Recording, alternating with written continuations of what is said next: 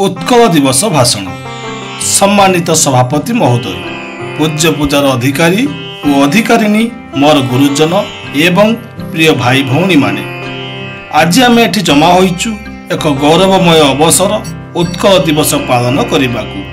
यही दिन हेउची आम ओडिशा राज्य गठनर दिन, जहाँ आम राज्यर संस्कृति, इतिहास एवं भूमि स्वाधीनता प्रति गौरव संभार पूर्ण परिचय देता। 1936 मसीहा एप्रिल 1 तारिख में ओडिया भाषा को आधार करी एक नुआ राज्य भावे परिचित होइतिला आम ओडिशा।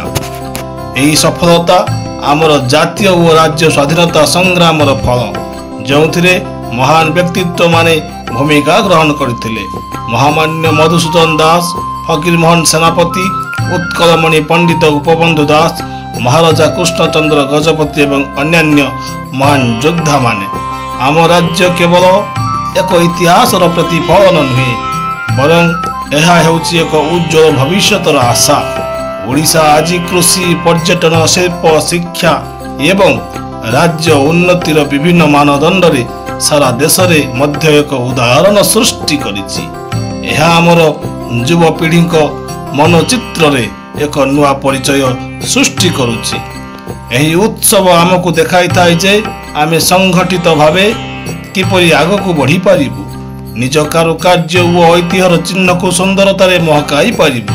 तेणु एही दिनटी आमको एही उपहार देई थाए जे आमे एकता, आत्मसम्मान एवं अग्रगतिर पथरे चलिबा जरूरी।